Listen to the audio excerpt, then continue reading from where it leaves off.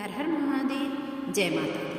आज मैं श्रीमद् देवी भागवत के प्रथम स्कंद के 7वां अध्याय आपको सुनाने जा रही हूँ, जिसमें वर्णन आता है ब्रह्मा जी का भगवान विष्णु तथा भगवती योग निद्रा की स्तुति करना। टब बहुत परेशान कर दिए थे, इसी पर ये वर्णन आ रहा है। आप छठे अध्याय में सुने होंगे, यदि आप नहीं सुने होंगे तो कृपया करके उसको भी सुनेंगे, तभी आपको समझ में आएगा। सूत जी बोले, तदंतर उन दोनों वीरों को देख करके सर्वशास्त्र वेत्ता ब्रह्मा जी साम दान भेद आदि नीतियों के माध्यम से युद्ध की समाप्ति के उपायों को सोचने लगे। इनके वास्तविक बल का मुझे कोई ज्ञान नहीं है। नीति के अनुसार जिसके बल की जानकारी न हो उसके साथ युद्ध करना कदापि उचित नहीं होता। यदि मैं इस समय इन मतोन्नत दुष्ट दानों की स्तुति करता हूँ तो इसमें स्वयं मेरे द्वारा अपनी निर्बलता प्रकाशित होगी। निर्बलता प्रकाशित करने पर इसमें से कोई एक ही मेरा वध कर देगा। इसके साथ इस समय मैं न तो दान नीति और न तो भेद नीति ही उपयुक्त समझ रहा हूँ। अतः इस समय उचित यही है कि मैं शेष नाग पर सोए हुए चतुर्भुज एवं पराक्रमी भगवान विष्णु को जगाऊं। वे मेरी विपत्ति अवश्य ही दूर करेंगे। मन में ऐसा सोचकर कमल नाल का आश्रय लेकर पद योनि ब्रह्मा जी मन ही मन दुख नाशक विष्णु के शरणागत हो गए। वे सुख संबोधन के द्वारा योग निद्रा के कारण स्पंदन रहित उन नारायण जगतपति भगवान विष्णु को जगाने के लिए उनकी स्तुति करने लगे।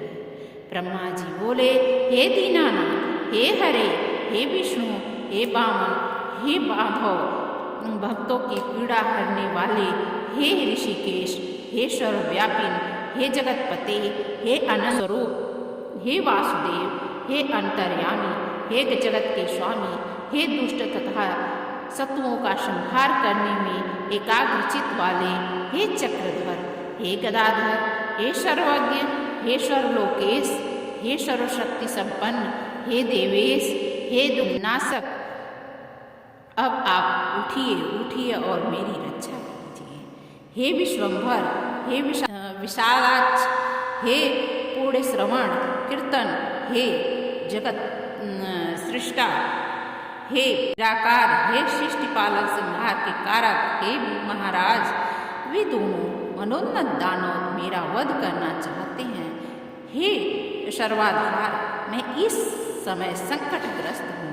क्या आप यह नहीं जानते, हे महाविष्णु, मैं इस समय दुख से अत्यधिक पीड़ित हूँ और आपके शरण में हूँ। ऐसी स्थिति में यदि आप मेरी उपेक्षा करेंगे तो आपका जगत पालन का नियम निरर्थक हो जाएगा। इस प्रकार स्तुति करने पर भी जब योग निद्रा में लीन भगवान विष्णु नहीं जगे, तब ब्रह्मा जी ने विचार किया कि भगवान विष्णु अवश्य ही शक्ति के अधीन होकर योग निद्रा के वश में हो गए हैं, जिससे वे धर्मात्मा नहीं जग रहे हैं।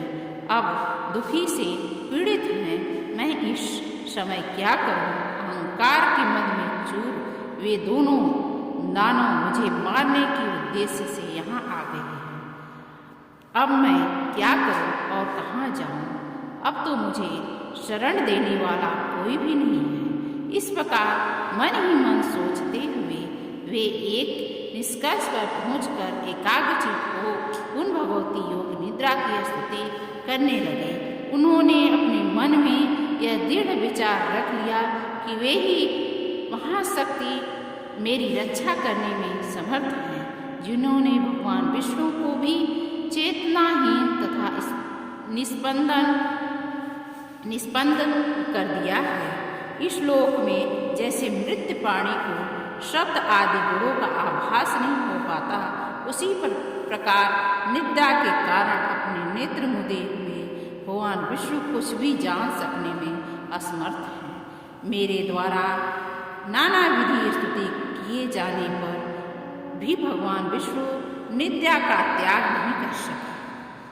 अतएव मैं जानता हूँ कि निद्रा उनके अधीन नहीं है, अपितु निद्रा द्वारा ही वे वशीभूत कर लिए गए हैं। जो प्राणी जिस किसी के वश में हो जाता है वह निश्चय ही उसी का दास बन जाता है। ये योग निद्रा ही लक्ष्मीपति विष्णु की स्वामिनी हो गई है। जिस शक्ति के द्वारा सिंधु पुत्री लक्ष्मी के बस में रहने वाले भगवान विष्णु भी वशीभूत कर लिए गए हैं, उसी प्रकार भगवती ने इस जगत को अपने अधीन कर लिया है।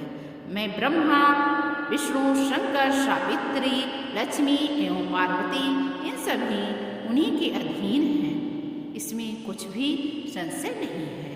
भगवान विष्णु भी इस शक्ति के वशीभूत हो विवश हुए से उसी प्रकार सो रहे हैं जिस प्रकार एक सामान्य प्राणी सोता है।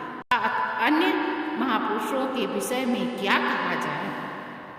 अतः अब मैं योग निद्रा का ही स्मरण करूँगा, जिनकी कृपा से निद्रा मुक्त होकर जनार्दन सनातन भगवान वासुदेव युद्ध के लिए उद्योग करेंगे।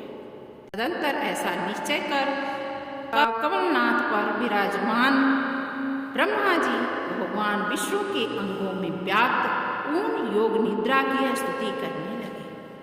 ब्रह्मा जी बोले, हे देवी, इस जगत का कारण आप ही हैं। वेद वाक्यों से मुझे ऐसा ज्ञात हुआ है कि हे अम्ब, आपकी ही शक्ति से संपूर्ण विश्व को ज्ञान देने वाले पुरुषोत्तम भगवान विष्णु भी इस समय योग निद्रा के वश में हो गए हैं। हे माता, समग्र लोक को मोहित कर देने वाली आपकी लीला को कौन जान सकता है। आपकी इस लीला से मैं तो मूढ़ हो गया हूँ और वे विष्णु परवश होकर सो रहे हैं। हे समस्त प्राणियों के मन में निवास करने वाली भगवती, करोड़ों देवताओं में भी ऐसा विज्ञ है कि जो ऐसी आप निर्गुणा का संशय जान सके। सांख्य शास्त्रों के विद्वान पुरुष और प्रकृति से जगत की उत्पत्ति मानते हैं। इनमें वे अचेतन प्रकृति को ही जगत को अचेतन है। असंख्य शास्त्र के विद्वान पुरुष और प्रकृति से जगत की उत्पत्ति मानते हैं। इसमें अचेतन प्रकृति को ही जगत को उत्पन्न करने वाली बताते हैं। तो फिर क्या आप वैसे ही अचेतन हैं? किंतु यदि आप जड़ होती तो इस गदाधार विष्णु को इस समय चेतना रहित कैसे कर देती? हे महामाये, आप सगुण रूप धारण कर निधि विध लीलाएं करती रहती हैं। अतः आपके रहस्यमय कार्यों का सम्यक ज्ञान करने में भला कौन समर्थ है। हे भवानी, मुनिगण या संध्या नाम से आपके गुणों को परिकल्पित करके तीनों समय प्रातः, मध्याह्न, सायं निश्चित रूप से आप ही ध्यान करते हैं। हे देवी, आप रूपी स्वरूपा होकर समस्त लोगों को ज्ञान देती हैं और लक्ष्मी रूप से सदैव देवताओं को सुख प्रदान करती हैं। हे माता, संपूर्ण प्राणियों में कीर्तिमती, धृति, कांति, श्रद्धा एवं रति रूप में आप ही विद्यमान हैं। हे देवी, प्रगाढ़ निद्रा के वशीभूत विष्णु को देखकर विषम दुख की स्थिति को प्राप्त हुए मुझको यह प्रमाण मिल गया है कि आप ही निसंदेह संपूर्ण जगत की जननी हैं। इस विषय में अब सैकड़ों तर्क वितर्क की आवश्यकता नहीं है। हे देवी, आप वेद शास्त्रों के पारदर्शी विद्वानों के समझ से भी परे हैं और वेद भी आपके पूर्ण रूप से नहीं जानते, क्योंकि उन वेदों की उत्पत्ति का भी कारण आप ही हैं। आपका यह संपूर्ण रहस्यमय क्रियाकलाप सबको प्रत्यक्ष दिखाई देता है। इस संसार में कौन ऐसा बुद्धिमान प्राणी है जो आपके संपूर्ण चरित्र को जानने में समर्थ है। स्वयं मैं ब्रह्मा, विष्णु, शंकर, वेदगण, देवगण, अन्य मुनि वृंद तथा मेरे तत्वज्ञ पुत्र लोग भी उसे नहीं जान सके हैं। संपूर्ण लोकों में आपकी महिमा का वर्णन कोई नहीं कर सकता है। हे देवी, यदि यज्ञों में वैदिक विद्वान हवन कार्य के समय आपके स्वाहा नाम का उच्चारण न करें तो देवगण अपना यज्ञ भाग नहीं प्राप्त कर सकते। अतएव आप ही देवताओं का भी भरण पोषण करती हैं। हे भगवती, आपने पहले ही समय पर दैत्यों द्वारा उत्पन्न किए गए भयों से हमारी रक्षा की, उसी प्रकार इस समय भी हमारी रक्षा करे। मैं आपकी शरण में हूँ। हे देवी, हे वरदे, मधु के साथ भयानक इस कैटअप को देख करके मैं अत्यंत भयाक्रांत हूँ। आपकी योग माया ने भगवान विष्णु के शरीर के सभी अवयवों को अपने बस में कर रखा है। अतः वे मेरी इस विषय उत्पत्ति को नहीं जान रहे हैं। हे महानुभावे, या तो इस समय आप आदिदेव मुक्त कर दें अथवा उन दोनों दैत्यों का वध कर दें। इसमें से आप उचित जान पड़े वह कीजिए।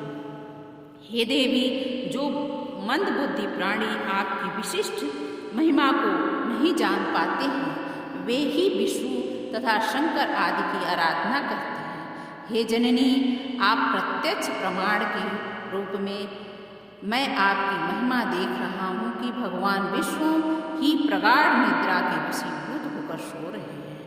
आपकी शक्ति के बस में पड़े अपने पति भगवान विष्णु को इस समय सिद्ध सुता लक्ष्मी भी नहीं जगा सकती, क्योंकि हे भगवती, मुझे प्रतीत होता है कि आपने ही बलपूर्वक लक्ष्मी को भी शयन करने के लिए विवश कर दिया है, जिससे वे भी नहीं जग रही हैं।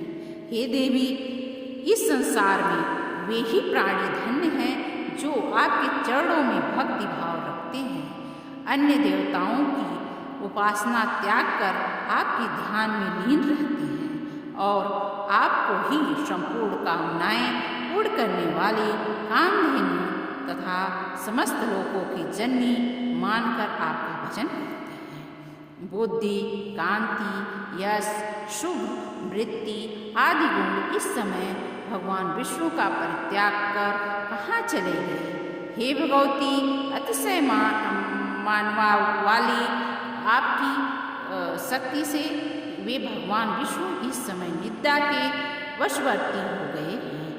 अखिल प्रभावशाली आप ही जगत की एकमात्र शक्ति हैं और आपके द्वारा रचा गया सब कुछ आपकी लीला से ही है। जैसे कोई नट अपने ही द्वारा निर्मित नाट्य में अभिनय करता है, उसी प्रकार आप भी अपने ही द्वारा निर्मित मोहजाल में नाना विधि लीलाओं करती रहती हैं। युग के आरंभ में आपने सर्वप्रथम विष्णु का सृजन किया, सबके पालन के लिए उन्हें निर्मल शक्ति प्रदान की और इसी प्रकार समस्त जगत की रक्षा की। उन्हीं भगवान विष्णु को निद्रा भी भूत कर आपने इस समय न सुला दिया है। हे अम्बे, आपको जो उचित जान पड़ता है आप निश्चय रूप से वही कीजिए। हे भगवती, यदि आप मेरी सृष्टि करके मुझे नष्ट कर देने की इच्छा नहीं रखती तो अपना यह मौन त्याग करके मेरे ऊपर दया कीजिए। हे भगवती, आपने कालरूप इन दोनों दानों को किस लिए उत्पन्न किया है? कहीं आपने मेरे उपहास के लिए तो ऐसा नहीं किया। हे भवानी, अब मुझे आपके अद्भुत चरित्र का ज्ञान हो गया।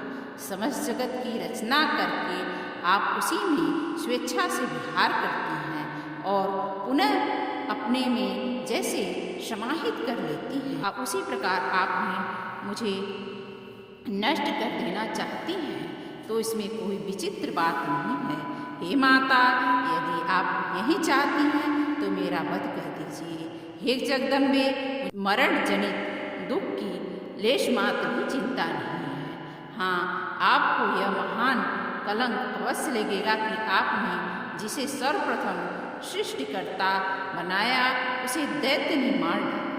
हे देवी, अब आप उठिए और अपना अद्भुत रूप धारण कीजिए और बाल लीला कारणी आप अपने इच्छा अनुसार चाहे मुझे मार दें या इन दोनों दैत्यों को मार दें, या तो भगवान विष्णु को जगा दें जिससे वे इस दोनों का वध कर दें। यह सारा काम करने में आप ही समर्थ हैं। सूत जी बोले, ब्रह्मा जी द्वारा इस प्रकार स्तुति किए जाने पर विष्णु जी के शरीर से निकलकर तामसी देवी उनके समीप खड़ी हो गई। तदंतर अतुलनीय तेज वाले विश्व के समस्त अंगों को छोड़कर योग निद्रा उन दोनों का संहार करने के लिए बाहर निकल आई। योग माया के प्रभाव से मुक्त हुए जनार्दन अब चेतना युक्त शरीर वाले हुए। तब उस विष्णु को देखकर ब्रह्मा जी को परम प्रसन्नता हुई। यह तो था देवी भागवत का 7वां अध्याय। अब आपको मैं 8वां अध्याय अगले अध्याय में सुनाऊंगी, जिसके लिए आप तत्पर रहिएगा। बेल आइकन को प्रेस कर दीजिएगा, जिससे यदि आपके हमारी माता रानी की महिमा को प्राप्त करना चाहते हैं, विष्णु जी, कृष्ण जी और शिव जी जिसके अधीन हैं, उनकी महिमा को यदि आप प्राप्त करना चाहते हैं तो अपने बेल आइकन को प्रेस करेंगे, तभी आपको सारी जानकारी प्राप्त होगी। और यदि कथा अच्छी लग रही हो तो अधिक से अधिक लोग को शेयर कीजिए। यदि जिसके घर में संतान नहीं है, लड़का नहीं है, तो वो यह कथा अवश्य सुनिए, क्योंकि आप पहली अध्याय में सुना होगा वासुदेव जी को बच्चे उत्पन्न नहीं हो पा रहे थे, तब विष्णु जी ने माता भगवती की कथा सुनी। ऋषि गर्गाचार्य जी से कथा करवाई थी, तो उनके घर में संतान रूप स्वयं श्री कृष्ण जी पैदा हुए। उसी प्रकार यदि आप भी यह कथा मात्र सुन लेने से आपके घर में संतान की प्राप्ति होगी, धन की प्राप्ति होगी, लक्ष्मी की प्राप्ति होगी। देखिए, इसमें वर्णन भी आया है, मैं अपने मुँह से कुछ नहीं कह रही हूँ, जो देवी भागवत में दिया गया है वही मैं देख के बोल रही हूँ, ना कोई अपने से जुबानी बोल रही हूँ। यदि आपको हमारी माता रानी पे विश्वास है, माता पे, दुर्गा पे, देवी पे, काली पे, नौ दुर्गा पे विश्वास है, तो आप कथा सुनिए और उसका आनंद लीजिए। अधिक से अधिक लोग को शेयर कीजिए, जिससे कि आपके घर में सुख शांति बनी रहे और सारे कष्टों के उपाय का नाशक मेरी माता रानी है। और शिव और शक्ति, शिव के बिना शक्ति अधूरी, शक्ति के बिना शिव अधूरे। तो यदि आप शिव को पकड़ेंगे तो शक्ति को आपको जरूर को पकड़ना पड़ेगा, यदि आप शक्ति को पकड़ेंगे तो शिव को जरूर पकड़ना होगा, यह मान के चलिए। यदि आपके मन में ऐसा नहीं विचार है तो एक को पकड़ने से आपका कार्य कभी भी सफल नहीं हो सकता है। इसलिए आपको शक्ति को पकड़ना बहुत ही आवश्यक है। इसलिए आप लोग कथा सुनिए और कथा का आनंद उठाइए। बेल आइकन को प्रेस कर दीजिए, अधिक से अधिक लोग को शेयर कीजिए, लाइक करिए, सब्सक्राइब करिए।